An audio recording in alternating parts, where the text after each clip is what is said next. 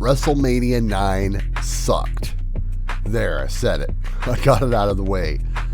Now, when you look back at every WrestleMania ever held, this show was an absolute abomination and is looked at as one of the lamest WrestleManias ever to be held. Now, to be fair, this is me looking at this show through the lens of the past. In fact, back in 1993 when this show aired, I was at my childhood height of fandom, so much so that I even lied to a friend of mine that I had actually went to the event live the day prior, which would have been damn near impossible, but what did my 8-year-old friend know about that? No, in reality, I remember this being the show where I discovered that you could listen to the scrambled pay-per-view channel and treat it like a radio broadcast.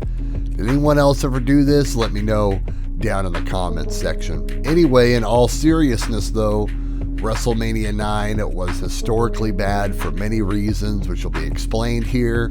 Thank you for joining us. This is the story of WrestleMania 9. WrestleMania 9 took place on April 4th, 1993 from Caesars Palace in Las Vegas, Nevada. The event's attendance took a significant downturn from WrestleMania 8, which was held in the Hoosier Dome and housed 60,000 something people, down to an outdoor setup at Caesars Palace, which would house around 4,000 or so fans.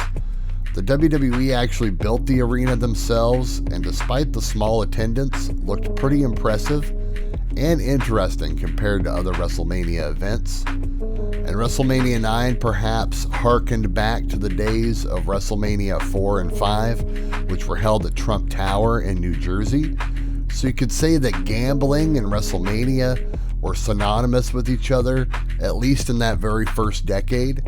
This would be the last WrestleMania, however, that tied in at all with any of that sort of gambling theme. The WWE was in a pretty big tailspin at the time. The wrestling business was suffering overall, and I guess the best way to sum it up is that the business was dealing with the car crash fallout from the 80s, especially WWE and Vince McMahon, who were dealing with scandal after scandal in the early 90s. Everything from the steroid doctor issues and, of course, the sexual assault allegations. Vince McMahon was sure of one thing during this time, and this was that the WWF had to head into a new direction. Hulk Hogan was looking to branch out into Hollywood and wrestling and had been put somewhat on the back burner for him during 1991 and 1992. And this left Ric Flair as the WWF champion for most of 1992 until November of that year when Ric Flair lost the championship to Bret Hart. And it seemed as something of a passing of the torch.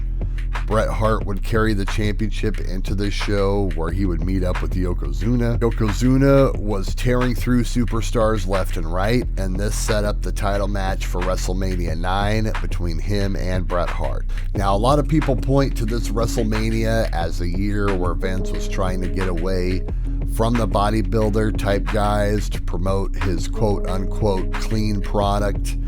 Truth is, this show still had Hulk Hogan and Lex Luger, who were the poster boys for the juice during that time. Hulk Hogan had exited the company after WrestleMania 8 and was not seen from again until the build-up to this show, and Luger, who had debuted at the prior year's WrestleMania, was settling into his initial gimmick with the company as the narcissist. And Hogan would return and be put into a tag team feud where he teamed with Brutus Beefcake as the Mega Maniacs, and they were to take on Ted DiBiase and IRS, who are known as Money Incorporated. Luger would be involved in a match with Mr. Perfect. Left a lot to be desired because it should have been the sleeper best match on the card, however it was not. Shawn Michaels was given a green as grass Tatanka to work with in the Intercontinental title match. And speaking of green as grass, the other main event was technically the Undertaker's match with Giant Gonzalez. This match was perhaps a culmination of Undertaker's feud with manager Harvey Whippleman.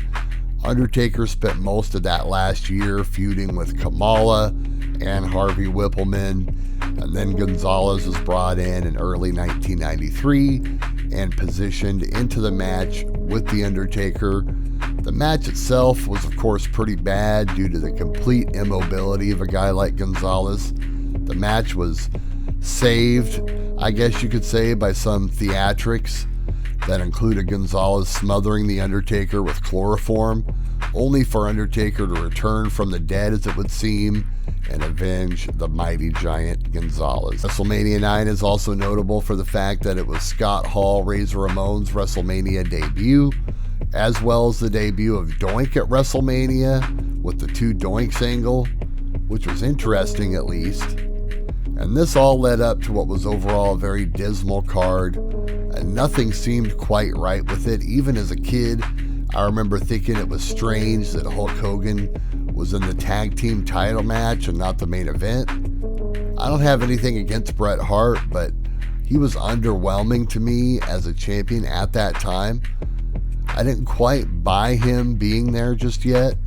And as for Yokozuna, well, to be honest, I never really understood the deal either, but he was the monster heel, and you were supposed to not like him, so in that aspect, everyone did their job. Hogan's tag team match comes around, and somehow, after a screwball finish, the title stayed with Money Incorporated.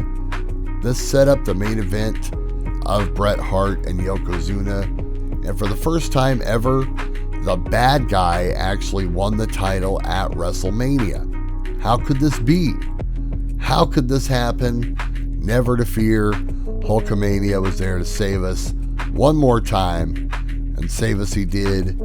Yokozuna stupidly challenges Hulk, and the rest is history. WrestleMania 9 ends with an all-familiar sight, Hulk Hogan as the WWF champion.